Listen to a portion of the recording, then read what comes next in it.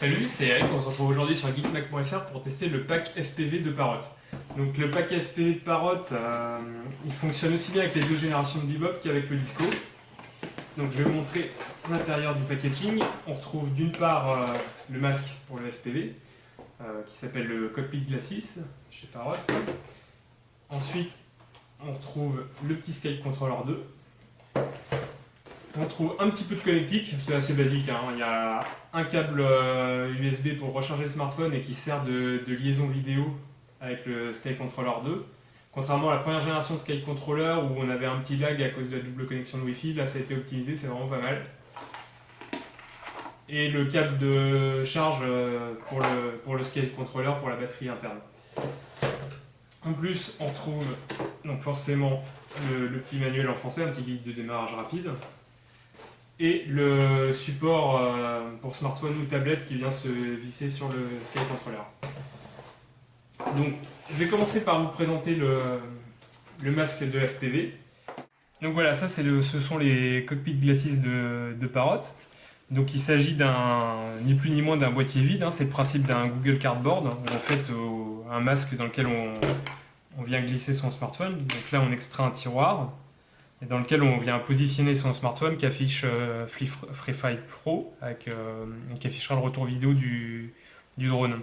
Donc vous voyez là, même avec ma coque en silicone, il n'y a pas de problème pour refermer, hein, le smartphone tient bien dedans. Donc je voulais faire un petit point de comparaison avec un casque de verre basé sur le même principe, quoi, dans lequel on insère le smartphone. C'est le même principe, hein, il y a un tiroir dans lequel on vient mettre.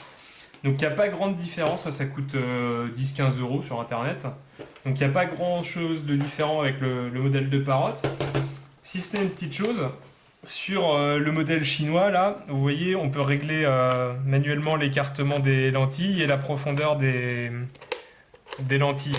Une chose qui n'est pas le cas sur le modèle de Parrot, c'est quelque chose de... Voilà, les lentilles sont fixes. Donc l'écartement des yeux se règle de manière logicielle dans les paramètres de FreeFlight Pro. Donc ce qui me manque peut-être un peu pour moi, c'est le réglage en profondeur pour s'adapter correctement à la vue de chacun. Après, je voudrais parler de la finition. Vous voyez sur mon modèle chinois, là j'ai un simili cuir avec voilà, la mousse est recouverte d'un petit tissu. Chez Parrot, bon, la finition est basique, hein, c'est un bout de mousse, il n'y a pas de tissu par-dessus, rien de particulier. Le casque de Parrot, je le trouve pas particulièrement confortable. On voit l'encoche pour le nez, c'est des arêtes vives. Donc le casque avec le smartphone, ça pèse relativement lourd, donc c'est pas forcément très confortable. Vous voyez sur mon modèle chinois, là il y a un petit arrondi pour le nez, les arêtes sont moins vives, c'est un peu plus confortable.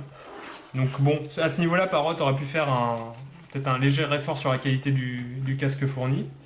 Par contre, quelque chose de vraiment très bien pensé sur le modèle de Parrot, c'est que forcément quand on vole en immersion, on est coupé du vol à vue là, en direct. Et donc du coup, il y a quelque chose d'ingénieux. Là, en fait, si vous pouvez le voir, il y a une fenêtre qui permet de laisser passer l'image de la caméra du smartphone. Et sur le Skype Controller, vous avez une gâchette, ici, qui vous permet en fait de passer d'un simple clic du vol en immersion, du retour vidéo du drone, au retour de vidéo de la caméra du smartphone, ce qui permet de voir sur le terrain, ce qui est très pratique. Voilà. Ensuite, on va en venir au plus intéressant, le Skype Controller. Donc moi, la première version, l'ancien, je ne l'avais pas du tout aimé parce qu'il était énorme, à contrario du Bebop qui était tout petit et qui était facilement transportable. L'ancien Skype Controller n'était pas du tout transportable, ce qui était un gros point noir. Donc là, les équipes de Parrot ont vraiment écouté les clients et ont sorti un truc sympa. Dans le design, ça ressemble vraiment à une manette de Xbox 360, dans les proportions aussi. Ça vous donne une idée de la taille du Skype Controller. Donc c'est facile à mettre dans un sac à dos, ça c'est vraiment un très bon point. Là, on peut comparer par rapport à une manette, une radiocommande traditionnelle. Vous voyez qu'on est vraiment sur des tailles similaires, donc ça tient dans le sac à dos, c'est très sympa. Donc là, j'ai monté le support pour smartphone ou tablette sur le Skype Controller. Donc ça, c'est la configuration qu'on utilise quand on fait du vol à vue. Donc là, sur le côté, on peut voir qu'il y a une petite molette, en fait, qui permet d'influer sur l'inclinaison de la cam du Bebop. Donc c'est très agréable, ça permet de le faire de manière très fluide. De l'autre côté, on a une autre molette hein, qui elle permet de faire varier le contraste, enfin la luminosité. Donc du coup c'est pratique quand on a des grosses variations de lumière selon qu'on voit le dos ou face au soleil. Ça permet de régler rapidement la luminosité. Ça c'est vraiment très pratique quand on est en plein vol. Donc après sur les gâchettes, ça nous permet de changer rapidement, comment dire, l'affichage de la télémétrie quand on est en vol en immersion. Là, comme vous voyez que ça divise l'écran en deux. Alors comme on voit, l'image est vraiment petite, donc c'est un peu surprenant, mais il n'y a pas de souci quand on met le casque, les lentilles sont vraiment un effet loupe. Et une fois qu'on a réglé dans les paramètres, on a vraiment quelque chose qui occupe tout le champ de vision, donc un champ de vision à 90 degrés. C'est vraiment super agréable à piloter. Bon, bien sûr, il faut choisir un smartphone qui ait une bonne résolution, une bonne densité de pixels pour que l'image ait un bon rendu et que ce soit agréable. Ouais. Donc, ce qui est génial avec le Sky Controller, donc, c'est que tout est paramétrable. On peut assigner la fonction qu'on veut à n'importe quelle touche. Donc, ça veut dire que vous pouvez basculer d'un mode de pilotage d'un mode 1 à un mode 2 et vice versa, ou même mode 3, mode 4 si vous voulez. Donc voilà, franchement, il n'y a rien à redire sur l'ergonomie du produit, le fonctionnement du produit, il est vraiment top. Qu'est-ce qu'on pourrait avoir comme regret? Bah, finalement, c'est que pour une télécommande à 350 euros, c'est compatible, comme ça utilise le Wi-Fi, c'est compatible qu'avec les modèles de chez Parrot. Et quand on voit ce que Parrot a fait avec le Disco, une ouverture vers le modélisme traditionnel en ayant la possibilité de mettre un récepteur conventionnel, on regrette finalement que le Sky Controller n'ait pas un module, un emplacement pour un module RF à l'arrière.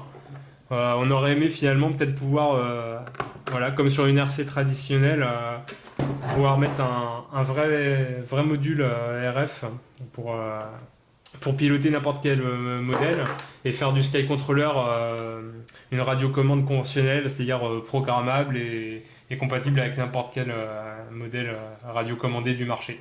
Ça aurait été sympa parce que c'est vrai que 350 euros pour un modèle qui est compatible qu'avec le Disco ou le Bebop, ça fait un peu cher, surtout que même si c'est un produit réussi, c'est quand même assez basique. Euh, Tout ce qui est retour d'information, c'est uniquement via la lettre de couleur qui change en fonction de l'état. Il y a pas d'écran comme on pourrait trouver sur n'importe quelle radiocommande. Donc ça veut dire que forcément on est quasiment obligé de passer par obligé de coupler avec le smartphone même pour faire du vol à vue pour. Voilà, je vais terminer cette présentation rapide du Sky Controller en disant un petit mot sur les manches. Donc les ressorts sont agréables, hein, les commandes sont agréables, ça résiste suffisamment pour donner suffisamment de précision dans le pilotage, pas faire d'à-coups brusques, tout en restant souple. L'ergonomie est vraiment bonne, hein, les boutons tombent naturellement sous les doigts, même quand vous avez le casque FPV sur la tête, que vous ne voyez plus vos mains, les doigts se positionnent naturellement pour aller chercher les divers paramètres. D'ailleurs, une fois que vous avez le casque sur la tête, vous pouvez voilà, actionner les paramètres et naviguer dans les paramètres à l'aide des sticks sans enlever le casque, ça c'est pas mal. Ensuite, niveau performance, donc bah, comme vous pouvez le voir sur le packaging, hein, Parrot annonce 2 km de portée. Donc ça c'est du Wi-Fi, donc ça c'est dans les conditions optimales. Et ce qui est intéressant de regarder, ce sont les petites mentions légales qu'il y a sur la boîte. Donc là, comme vous pouvez le voir, en fait la portée, ça dépend du paramétrage Wi-Fi et de l'environnement de vol. Donc en fait, ce qui est intéressant, c'est les paramétrages Wi-Fi. Si vous regardez ensuite le petit astérix, en fait, il est bien indiqué, même si c'est en anglais, que ça dépend en fait de la réglementation en vigueur. Donc en France, on a droit à une puissance d'émission de 100 milliwatts. Donc autant dire que si vous respectez la législation sur la puissance d'émission du Sky Controller, vous serez bien en dessous des 2 km. Ce qui n'est pas vraiment un problème, puisque de toute façon, en France, comment dire, on est obligé de voler à vue. Donc Mais au moins, l'avantage du Sky Controller, c'est que par rapport à un smartphone ou une tablette, la qualité du signal Wi-Fi est bonne, donc vous risquez pas de perdre le signal même lorsque vous êtes en vol à vue, quoi. Donc voilà, et pour ceux qui se demanderaient comment est-ce qu'on change la puissance d'émission, en fait, c'est tout simplement le paramètre localisation dans les paramètres qui permet de choisir différents pays. Et en fonction du pays que vous sélectionnez, la puissance d'émission du Sky Controller sera automatiquement adaptée. Donc on rappellera que pour la France, si bah, vous mettez France et vous serez limité en portée. Voilà, voilà. Vous retrouvez plus d'informations sur mon test écrit sur le blog.